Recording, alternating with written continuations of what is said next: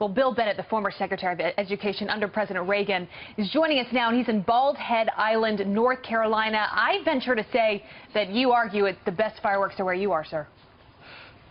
Well, I'm just a couple of miles from Anna, guys, over in Southport, and we think that's the best little place for the celebration of the 4th. I guess it was voted the best small town or sea beach town for the 4th of July. So it's a great day here. We got a golf cart parade. 100 carts will be decorated with various themes. It's small town America. Golf it's great. Cart Great to be out of the swamp. Things like that. And Doctor, we're going to get into politics here in a second, but you're a historian. You ran the Department of Education. Remind Americans out there as they wake up on this Independence Day how significant this date is. It's a great day. By the way, let me borrow from, I'm going to put it in my commonplace book. I write down things that are memorable. Pete, that's great what you said in that little piece. We don't fight because we hate what's in front of us. We fight because we love what's behind us. We are the last best hope of Earth, as Lincoln said. And America is the greatest, not only the greatest country, but the greatest idea ever struck off by the mind of man. Do you know the Constitution, today we mostly celebrate the Declaration, but the Constitution is the most imitated political document in the world.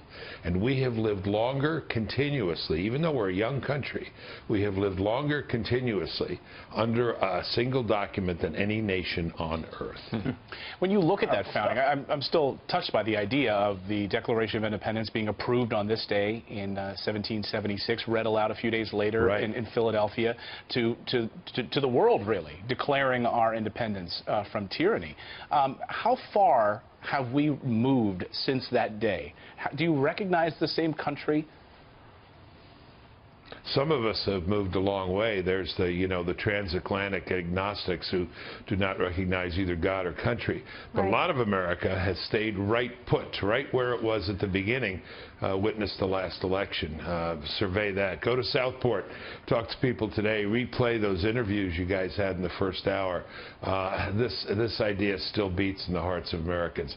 Most important, probably, though, is how much it beats in the hearts of people in other countries. I used to say, Pete and Clayton, that if you're in a foreign nation with a boot on your neck and you see a group of soldiers coming up a hill carrying a flag, you pray that it's the American flag, because that's the only group of soldiers that you can count on that are there to help you and not to hurt you. Wow, and you can't help, it gives you chills, and you can't help but feel just so patriotic when you think about the history of this country and what today means. There's a new poll out, Secretary, and I know you have some thoughts about this, and it shows 35% of people under the age of 30, they say they are not patriotic or not patriotic at all. I know you have 2 millennial sons. What do you say to all of those out there who say they are not patriotic or not patriotic at all? Yeah, well, my sons are fine. Mrs. Bennett has raised a good boy. She raised you have a wonderful wife. One Marine, Abby, as you know, one Marine. And Pete knows John. John talked to you about joining the Army Rangers a while back. So they're fine. But the millennials are difficult. They're a problematic generation. However, hope is on the way. Help is on the way. Generation Z, I think, looks very promising. This is the younger group, oldest age now about 22. It looks like their attitudes are shifting back to a little more conservative view of the world rather than these millennials to the children of the boomers, and the boomers didn't teach everything that they should have, Doctor, obviously looking ahead, President Trump going to meet with Vladimir Putin over the next few days. Much will be made in the mainstream media about that meeting. Will it be a bit of a bromance? My question is, how strict and tough will he be with Vladimir Putin? Are we going to see him put him in a headlock? I mean, this administration has been pretty vocal against the Vladimir Putin regime as it is. Rex Tillerson's meeting and so forth. What do you expect to see? Right. Who would you rather have in negotiations, guys, and Abby? Would you rather have Donald Trump, or would you rather have Barack Obama whispering to Medvedev about more flexibility? I'll trust this guy in a deal. Look, I think it'll be straightforward and candid. They'll talk about Syria. They'll talk about common ground, interests, common ground. I expect the president will raise this. He has little reticence, I think you'd all agree. Are we going to talk about the media, by the way? Please, we are going to talk about go ahead. The hysterics over the tweets. What's your take, Doctor? Well, there's a lot of talk about the media, and I get, a fair amount of people talking to me about the media, and you know, we even have media here in North Carolina. And wait a minute. Wait a minute. Okay. All right. This is Fox Country.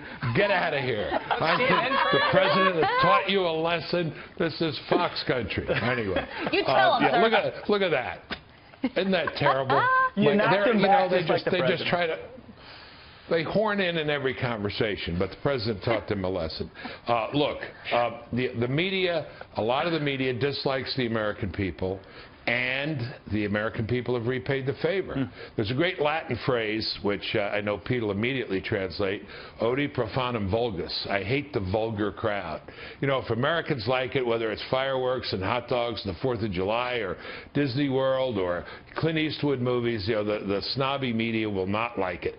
The American people sense that. They know that. Yeah. They know they're held in disdain by these elites, and so they return the favor. But I love this president and his aggressiveness about this. Some of the tweets, yeah, it could be rephrased and reframed. But, you know, I watched several presidents bow to the media, try to ingratiate themselves to the media. It doesn't work, and they deserve a tap on the head. By the way, Nancy Pelosi said the media were the guardians of democracy. Free press is an important part of our democracy. But if the bad guys are coming over the wall, who do you want defending you? The staff at CNN or the United States Marine Corps? Have you ever seen the media treat a president the way they have with President Trump? Because you've been around this a very long time. No. You've seen it all. No, Abby, I've seen it all. I saw what they did to Reagan, you know, before he got in and when he got in. The Bushes, both of them. Poor Dan Quayle was the subject of ridicule, but I have never seen anything like it. But, you know, Flannery O'Connor, the great writer, says you have to push as hard as the age that pushes against you. They're pushing against Donald Trump very hard, but this guy pushes back. Absolutely. And I see, you know, you mentioned right behind you, I see a sign that says "Let's roll," and we've talked today about how, you know, the Declaration led to a revolution. Ultimately, I think you always speak so well of the fact that it's not just the ideas you have, but it's the willingness to fight for them as well. That the Declaration led to a revolution that we almost lost, and it took the courage of a few to preserve our republic. I remember reading in one of the latest biographies of George Washington that he lost more battles than almost any general in history. You're right. This thing was touch and go. And, of course, they were badly served. They didn't have the equipment. They didn't have the material. They didn't have shoes, a lot of them, fighting the greatest army in the world. But, you know, whether it's British redcoats or now this nut in North Korea, the American people are up to it. I said the other day, one of the best things about Fox, I know I'm a company guy here, but the salutes to the military, the constant theme of how much we owe the military, it's extraordinary. You know, our younger son went to Princeton. It was a great achievement to go to Princeton, as Pete will tell you. But the better thing that graduation day was when he took the oath to the United States of America and became a Marine. Amen. It's a great country. We're grateful for all these wonderful people today. And that's what makes us proud today, our military. Perfect guest for this day. Thank you, Doctor. Dr. Bill Secretary Bennett.